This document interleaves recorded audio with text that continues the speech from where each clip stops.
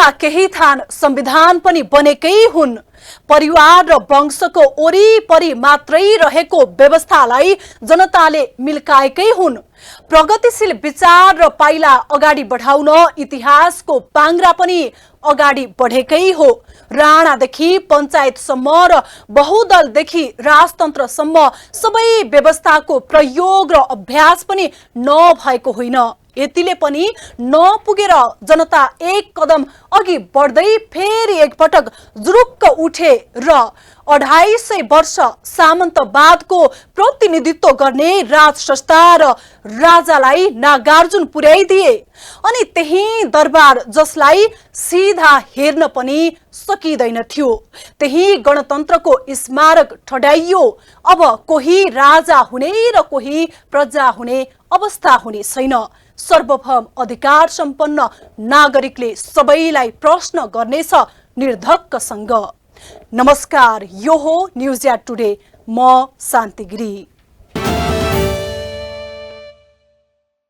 ग्लोबलाइजेसनको जमाना हो। अवसर, रोजगारी र अध्ययनको सिलसिलामा मान्छे डुलन्ते नै भएको छ। या यसो भनौं, विश्वभर विश्वकै मान्छे छरिएका छन्। त्यही विश्वका दुई देश सैन्य हतियार सहित कब्जा र सुरक्षाको स्थितिमा भिडिरहेका छन्। युक्रेनमा द्वन्द्व जारी छ। रसियाले सुरु गरेको आक्रमणको युक्रेनले प्रत्याक्रमण गरिरहेको छ। यो बीचमा आफ्ना थाथलो छोडेर लाखौं युक्रेनीहरूले कीव छाडिसकेका छन्। युक्रेनमा रहेका अन्य नागरिकलाई सम्बन्धित देशले उद्धार गरिरहेका छन्। केही नेपालीहरू पनि त्यहाँ पसेको र उनीहरूको अवस्थाबारे तयार पारिएको यो सामग्री हेर्नुहोस्।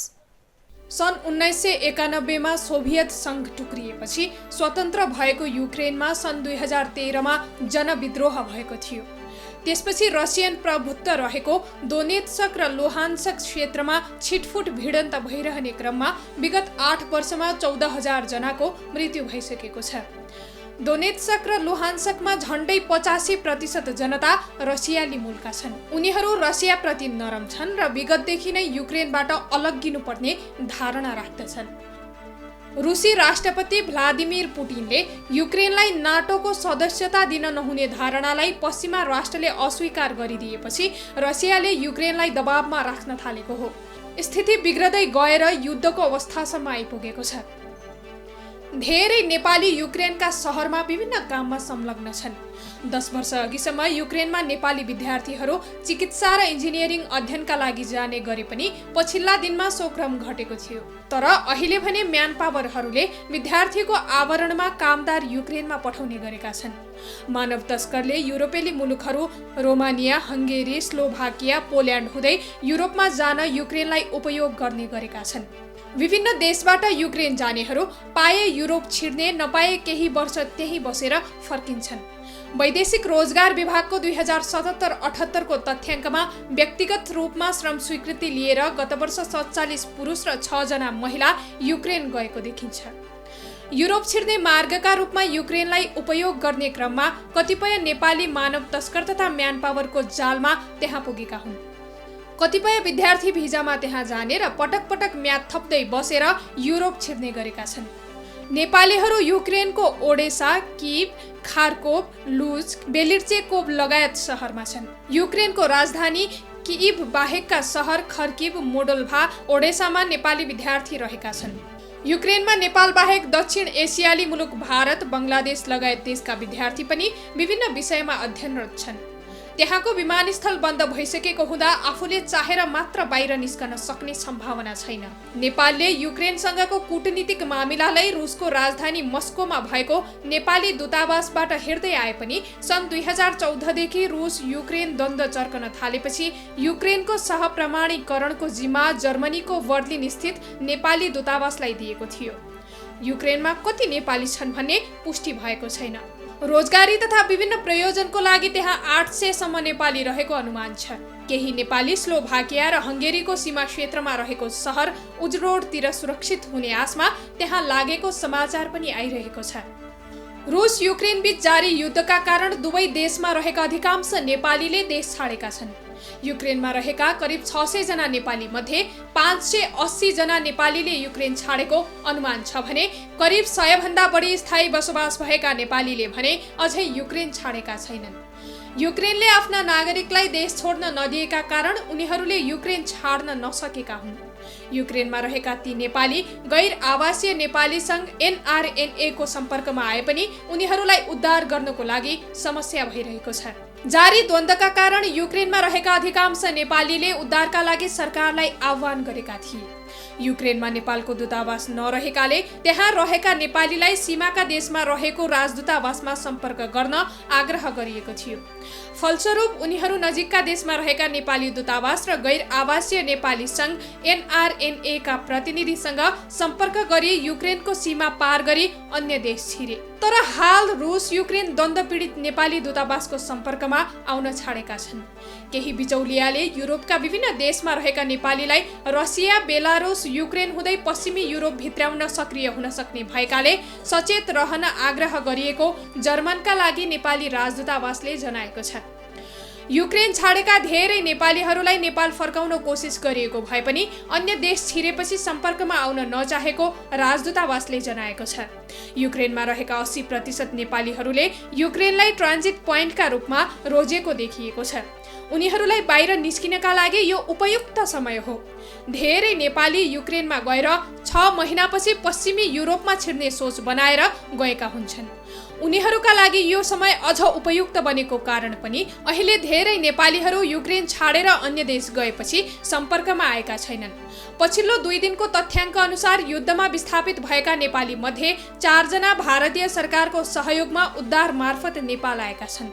भारतले 2 जना हंगेरी, 1 जना रोमानिया र 1 जनालाई पोल्यान्डबाट गरी 4 जनालाई उद्धार गरेको हो। नेपाल फर्किएका 10 जना मध्ये बाँकी 6 जना आफै सहयोग जुटाएर नेपाल फर्किएका हुन्।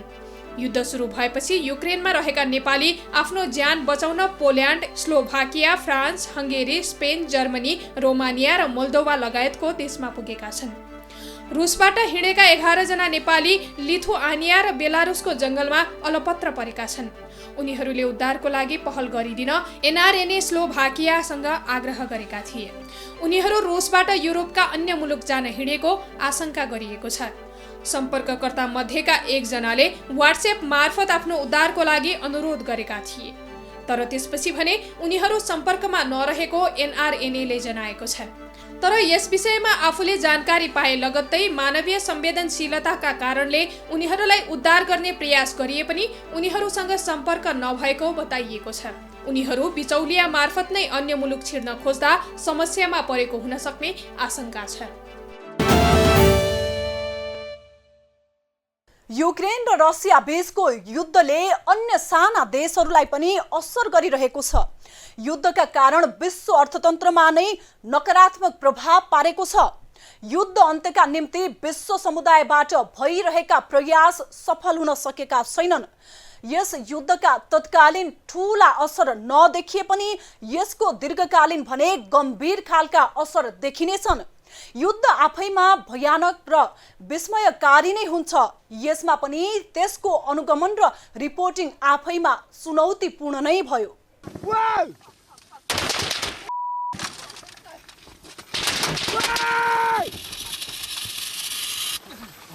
वार रिपोर्टिङ अर्थात् द्वन्द्वग्रस्त क्षेत्रमा गएर समाचार सङ्कलन गर्नु जुन पत्रकारितामा अति नै जोखिमपूर्ण मानिन्छ। छेउमा गोलाबारी भइरहँदा, दुई पक्ष बीच भिडन्त भइरहँदा रिपोर्टिङ गर्नु चान्चुने काम होइन। रणमैदानमा उपस्थित भएर समाचार बनाउनु आफैमा एउटा युद्ध लड्नु जत्तिकै हो। युद्धमा पक्ष र विपक्ष मात्र हुन्छन्। युद्धका न कुनै नियम हुन्छन् न त दायरा नै। युद्धरत पक्षको बीचमा उभिएर समाचार सङ्कलन गर्दा आफूसँग भएको अदम्य साहस बाहेक साथ दिने केही हुँदैन।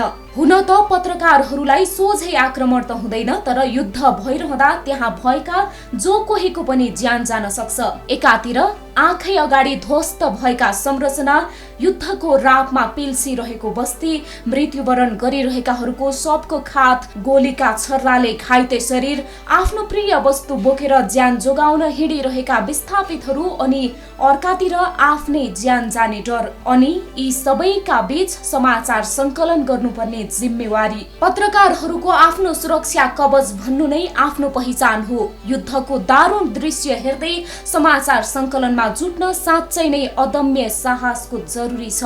सुरक्षा संवेदनशीलताको हिसाबले पनि खतरनाक मानिन्छ। वार रिपोर्टिङ अत्यन्तै महँगो पनि छ। युद्धमा समाचार खोज्न गएकाहरू समाचार लिएर फर्किन्छन् कि फर्किँदैनन् कुनै टुङ्गो छैन।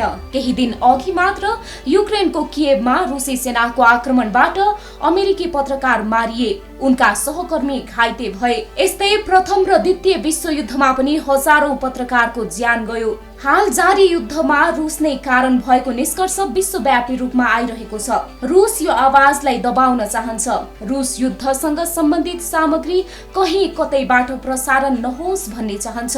त्यसैले पनि युद्ध क्षेत्रबाट गरिने रिपोर्टिङ थप जोखिमपूर्ण बनेको छ। रुसी पक्षले समाचार संकलन गर्नेहरूलाई आक्रमण गर्ने सम्भावना पनि बढी छ। रुसी मिडियाहरूमा युद्धसँग सम्बन्धित कुनै पनि सामग्री प्रसारणमा रोक लगाइएको छ। रुसको राष्ट्रिय च्यानलबाट एउटै मात्र एनिमेटेड दृश्य पटक पटक प्रसारण गरिन्छ, जसमा रुसका नागरिकमाथि युक्रेनले प्रभाव जमाउन थालेपछि युद्धको सुरु भएको हो। यद्यपि रुस भने युद्धलाई शान्तिपूर्ण रूपमा अन्त्य गर्न चाहन्छ भन्ने गरिएको छ। रुसको डोनेट्स र लुहान्समा आक्रमण रोक्ने भने पनि युक्रेनले सो कुराको पालना नगरेको भन्ने किसिमका खबर रुसी पक्षले बजाउँदै आएको छ। राष्ट्रपति पुटिनले युक्रेनमाथि भएको आक्रमणलाई युद्ध भन्न नपाइने कानून ल्याएका छन्, जस अनुसार आक्रमणलाई सञ्चार माध्यमहरूले युद्ध भनेको खण्डमा 15 वर्षसम्म जेल हुन सक्ने व्यवस्था छ। गत फागुन 12 गते युक्रेनमाथि आक्रमण गरेपछि पुटिनले केही स्वतन्त्र सञ्चार माध्यमलाई बन्द गरिदिएका छन्। सोमबार मात्र रुसी सरकारी स्वामित्वको टेलिभिजन च्यानल 1 मा समाचार प्रसारण भइरहेका बेला एकजना महिलाले स्टुडियो भित्र छिरेर युद्ध विरोधी प्लेकार्ड देखाएकी छन्। प्लेकार्डमा युद्ध रोक, युद्ध चाहिँदैन, यी प्रोपागान्डामा विश्वास नगर्नुहोस्, यिनीहरूले झुट बोलिरहेका छन्, रुसी जनता युद्धको विपक्षमा छन् भनिएको थियो। स्टुडियो भित्र पसेर प्लेकार्ड देखाएपछि समाचार वाचिकाले चर्को स्वरमा समाचार पढेकी थिइन्। समाचारको बीचमा स्टुडियो भित्र छिरेकी ती महिलालाई पक्राउ गरिएको छ। यति बेला विश्वभरका विभिन्न अन्तर्राष्ट्रिय सञ्चार माध्यमले युक्रेनबाटै समाचार सम्प्रेषण गरिरहेका छन्। Al Jazeera, CNN, BBC, DW news, France 24 जस्ता अन्तर्राष्ट्रिय न्यूज च्यानल तथा विभिन्न भारतीय मिडियाहरू पनि लाइभ रिपोर्टिङ गरिरहेका छन्। यस्तै आफ्नै देशमा जारी युद्धको समाचार युक्रेनले पनि जोरदार रूपमा प्रस्तुत गरिरहेको छ। त्यहाँका किएभ, ब्ल्याक सी, एस्प्रेसो, युक्रेन 24 जस्ता राष्ट्रिय तथा लोकल टेलिभिजन च्यानलले निरन्तर युद्धको लाइभ अपडेट गराइरहेका छन्। युद्ध चलिरहँदा उनीहरू नजिकबाट फुटेजहरू लिन्छन्, युद्धले सिर्जित परिस्थितिका दृश्यहरू देखाउँछन्, युद्धरत पक्ष र विपक्षसँग कुराकानी गर्छन्, त्यहाँका नागरिकका पीर, मर्का, कठिनाइका बारेमा बुझ्छन्। उनीहरू युद्धले पारेको क्षति र त्रासदीका समाचारहरू बाहिर ल्याइरहेका छन्। सन् 1990 देखि विभिन्न निजी संस्थाहरूले जोखिमयुक्त रिपोर्टिङ गर्ने पत्रकारलाई आत्मसुरक्षा तालिम पनि दिने गरेका छन्, जुन मुख्यतः अमेरिकी या ब्रिटिश सैनिकहरूबाट प्रदान गरिन्छ। यस्तै वार रिपोर्टिङ गर्नेहरूको संरक्षणमा इन्टरनेशनल ह्युमेनिटेरियन ल बनेको छ, जस अनुसार जबसम्म मिडियाले द्वन्द्वरत पक्षलाई हानि पुर्याउँदैन तबसम्म उमाथि कुनै किसिमको आक्रमण गर्न पाइँदैन। यदि कोही पत्रकारलाई कुनै पक्षले पक्राउ गरेको खण्डमा उसलाई के कारणले पक्राउ गरियो त्यसको जानकारी पक्राउ पर्ने सञ्चारकर्मी र उसको मुलुकमा तत्काल जानकारी गराइनुपर्छ। उनीहरूलाई कुनै पनि किसिमको यातना दिन पाइँदैन। यस्तै मिडियाले पनि निष्पक्ष भएर समाचार सम्प्रेषण गर्नु आवश्यक छ।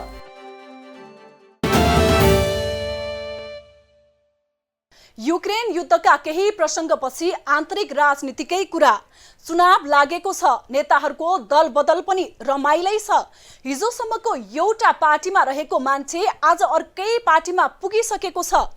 एउटा पार्टीबाट चुनाव जितेर लाभको पद लिइरहेको मान्छे बिहान अर्कै पार्टीको नेता। विचार, सिद्धान्त, आफ्नो आदर्श त्यागको इतिहासको के मूल्य भयो र? मुद्दा मिल्नु पनि नपर्ने, मुद्दासँग सहमति विमति पनि राख्नु नपर्ने, जति सकिन्छ लाभका लागि उछलकुद गर्ने भए पनि गाउनेले गाए, सिनेमाले कथा देखाए या लेखकले लेखे भनेर मुरमुरी नहुन्छ।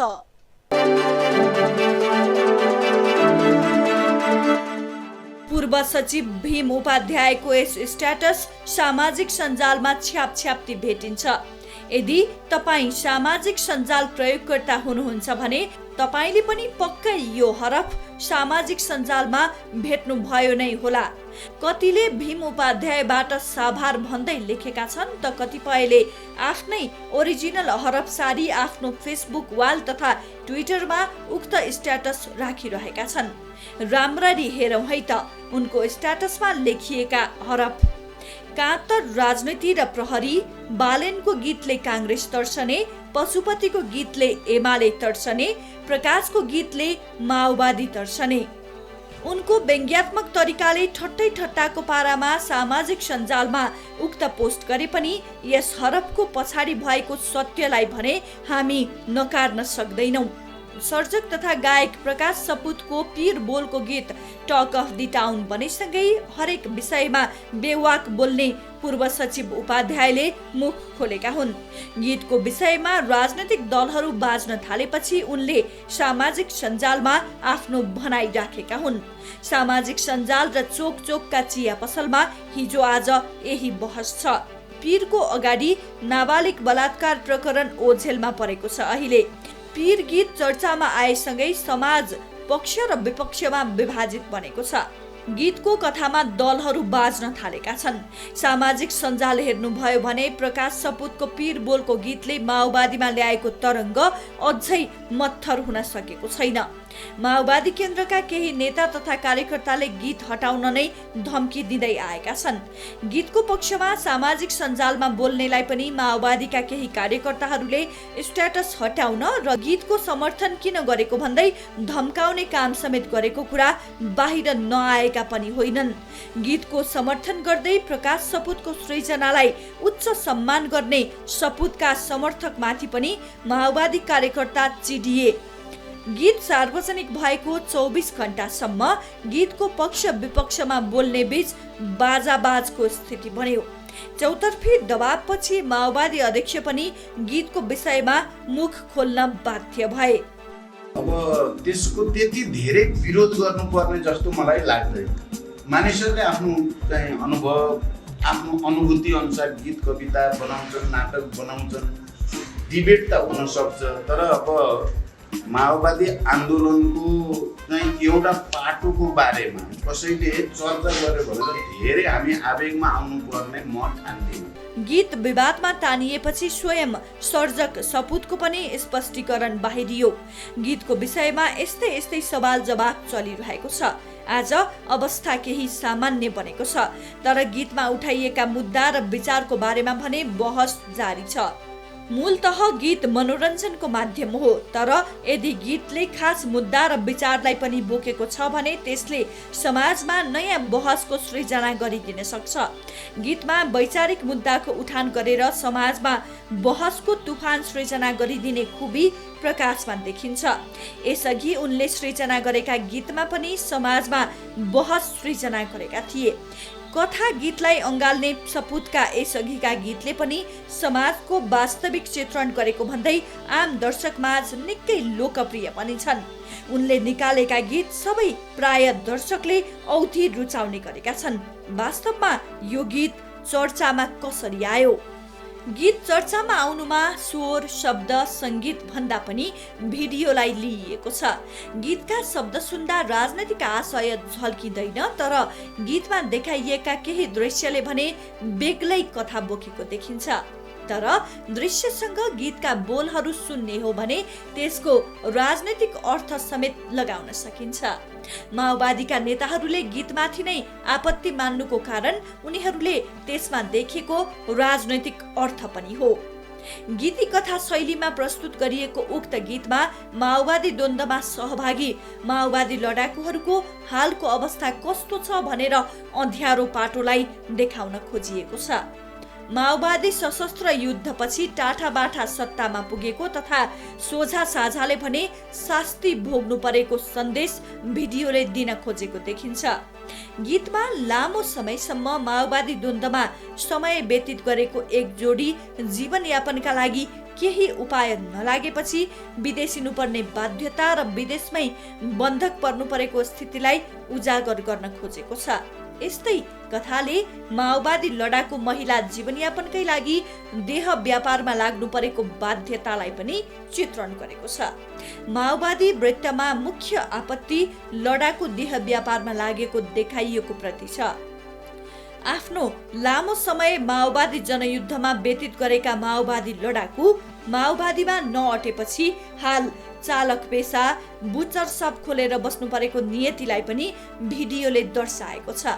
गीतले माओवादी जनयुद्धमा घाइते तथा अपाङ्गता भएकाको हालको कारुणिक अवस्थालाई पनि चित्रण गरेको छ।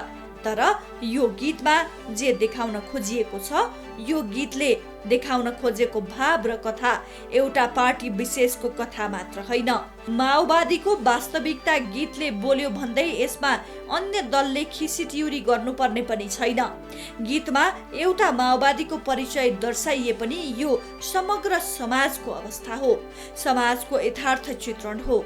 यो गीतले खुमलटारमा मात्र खैला बैला हुनु हुँदैन। गीतको पराकम्प बालुवाटारसम्म पुग्नुपर्ने हो। यसले बालुवाटारलाई समेत लज्जा बोध गर्नुपर्ने हो। समाजमा हेर्ने हो भने आज पनि सामान्य घर खर्च चलाउन नसकेर विदेशिनुपर्ने नियति उस्तै छ। आर्थिक पाटो सबल बनाउन विदेशी भूमिमा नहोमिएको परिवार प्राय शून्य जस्तै छ। विदेशी भूमिमा पसिना नबगाई हातमुख जोड्न सक्ने स्थिति अझै नागरिकमा बन्न सकेको छैन। कतिपय योग्यता तथा क्षमता हुँदा पनि अवसर नपाउँदा बरालिनुपर्ने स्थिति छ। आज पनि जीवनयापनका लागि महिला देह व्यापारमा लाग्न विवश छन्। विभिन्न कालखण्डमा भएका राजनैतिक परिवर्तन र तिनले प्रत्याभूत गरेका महिला अधिकारलाई ग्रहण गर्न नसक्दा नेपाली समाज दुर्घटनामा पर्ने खतरा बढ्दै गएको छ। थुप्रै छन्, त्यसले चाहिँ यावत विकृतिहरू नि तपाईँले भन्दाखेरि के कुरा सच्याइयो भने त्यहाँबाट के कुरा अहिले युट्युबबाट तपाईँहरूले हटाउनको लागि दबाब पनि दिनु भएको छ क्यारे? के कुरा हटाइयो भने यो गीत ठिक हुन्छ तपाईँहरूको लागि? अब त्यहाँ कस्तो छ भने शब्दमा पनि केही त्रुटिहरू छ। जस्तो के शब्द? तिम्रो मायाले मलाई पिर्दियो, तिम्रो मायाले मलाई पिर्दियो, कमलो मुटु चिर्दियो भनेको छ नि। त्यसले तपाईँलाई के पीडा दियो र? यसले चाहिँ सारमा के भने सुन्दाखेरि यो भावनात्मक सेन्टिमेन्टल मान्छेलाई चाहिँ ठिकै लाग्ला, तर यसको दूरगामी असर कस्तो रहन्छ भने मान्छेलाई पिर दिने र मुटु चिर्दिने मात्रै कुरा हुँदैन। मान्छेलाई चाहिँ उत्साह दिने, जाँगर दिने, हौसला दिने र एउटा बलियो मुटु बनाइदिने पनि हुन्छ। सधैँभरि त्यो परिस्थिति रहँदैन। र अर्को कुरा के भने उहाँले चाहिँ के शब्द राख्नु भएको छ भने मान्छे बन्न मुस्किल भयो, के बनेर हिँडौँ भन्नुभएको छ कि उहाँले त्यो कसलाई इङ्गित गर्न खोज्नु भएको छ, कसलाई? राजनैतिक परिवर्तनको विभिन्न कालखण्डमा महिलाले गरेको योगदान आज राजनैतिक दलले बिर्सँदै गएका छन्। महिलाप्रति समाज र राजनैतिक दल उदार बन्नै सकेको छैन। प्रगतिशील महिलाका लागि आवश्यक वातावरण निर्माण गर्नबाट उनीहरू चुकिरहेका छन्। कुनै समय महिलालाई सत्ताको भर्याङ बनाउने राजनैतिक दलले आज ती महिलाको अवस्था के छ बुझ्ने प्रयास समेत गरेका छैनन्। हरेक पार्टीले महिला प्रतिनिधित्वलाई सुनिश्चित गरेको दाबी गर्न छाड्दैनन्, तर पार्टीको अस्तित्व बचाउनको लागि कुनै न कुनै कालखण्डमा सिडीको माध्यम बनेकाको हालको अवस्था कस्तो छ? उनीहरू कुन हालतमा छन्? उनीहरू कुन अवस्थामा छन्? माओवादीलाई मात्र होइन, एमाले र काङ्ग्रेसलाई पनि यो गीतले प्रश्न तिर्स्याएको छ। मुलुककै सबैभन्दा पुरानो पार्टी काङ्ग्रेस र एमाले भित्र पनि यो अवस्था गुम्सिएर बसेको छ। यसमा माओवादी मात्र होइन, एमाले र काङ्ग्रेस पनि मुख्य दोषी हुन्। केहीले गीत विवादको मौका पारेर माओवादी विरुद्ध खनिएरै लागेका छन्। एउटा सर्जकले गीत मार्फत आफ्नो कमजोरी औल्याइदियो भनेर सर्जकलाई धम्की र आक्रोशको राप पोख्ने होइन, कमजोरी दर्शाइदिएको प्रति सच्याउने तर्फ लाग्नुपर्ने हो। तर हाम्रा सत्ताधारीमा यो सद्बुद्धि कहिले आउने? कलाकार दीपकराज गिरी सामाजिक सञ्जालमा लेख्छन्, प्रकाश सपुतको पीर गीत यथार्थसँग नजिक र मन छुनेछ। तर यही मौकामा केही मानिसहरू पूर्वाग्रह राखेर माओवादीमाथि खनिएको पनि देखे। उनी प्रश्न गर्छन्, कुन दलका मान्छेले हाम्रो पार्टीमा त्यस्तो अवस्था छैन भनेर ठोकुवा गर्न सक्छ? उसैको विचारबाट आएको संविधानमा टेकेर राजनीति पनि गर्ने अनि सत्तो सराप पनि उसैलाई गर्ने हो। कलाकार गिरीले भने चाहिँ सबै राजनीतिक दलमा केहीको रजाई र केहीको हरिबिजोग छ नै। सबै राजनीतिक दललाई यो गीत प्रति हीनता बोध हुनुपर्छ अनि यो बुझ्न जरुरी छ, गीत माओवादी लक्षित मात्रै पनि होइन। आज प्रकाश सपुतको पीर बोलको गीतले माओवादी तरङ्गित छ। कुनै बेला गायक पशुपति शर्माको गीत लुट्न सके लुट बोलको गीतले एमाले तरङ्गित बन्यो। कुनै बेला र्यापर बालेन शाहको गीतले काङ्ग्रेसभित्र हलचल ल्याइदियो। तर कुनै पनि राजनैतिक दलले एउटा सर्जक तथा गायकले कमजोरी औल्याइदियो भन्दै सच्याउने तर्फ भन्दा पनि उल्टै गायक र सर्जकको मुख थुन्ने प्रयास बाहेक केही हुन सकेन। गीतमा देखाइएका केही भिडियोलाई लिएर अहिले चर्चा परिचर्चा हुँदैछ। यसअघि पनि उनले निकालेको गीत कुरा बुझ्नुपर्छ भन्ने बोलको गीतले लैङ्गिक मुद्दामा बहस छेडेको थियो। करिब 6 महिनाको अन्तरालपछि आफ्नो नयाँ गीत सार्वजनिक गरेका सपुतले यसपटक पनि निकै चर्चा कमाए।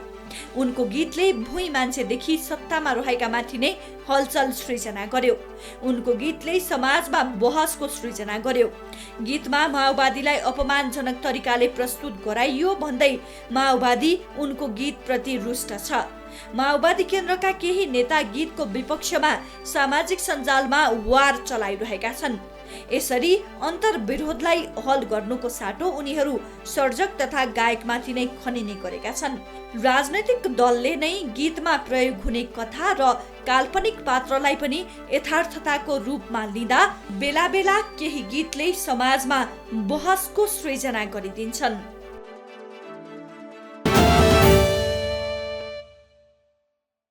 यो अवस्थाको जिम्मेवार बढी त्यही हुन्छ जो लामो समय रजगज गरेर सत्तामा हुन्छ। यो हिसाबले कांग्रेस एमाले नै अहिले विसङ्गी मुख्य जिम्मेवार हुन्। माओवादीले गजब गरेको भन्ने दाबी होइन, मिली भगतमा गर्ने र त्यसको दोष कुनै एक पार्टी या व्यक्ति समूहले मात्रै लिने भन्ने हुँदैन। सरकारमा लामो समय कांग्रेस बस्यो, एमाले उसै गरी सिंहदरबार र बालुवाटार पस्यो। माओवादी पनि कहिले पछि कहिले अघि गरेर सरकार चलाउन पुगेकै छ। त्यसैले बिगार्नेहरूमा उनीहरू सबै एकै ठाउँमा छन्। हस्त आजलाई न्युज या टुडे यति नै। हामी सबैलाई बिदा दिनुहोस्। नमस्कार।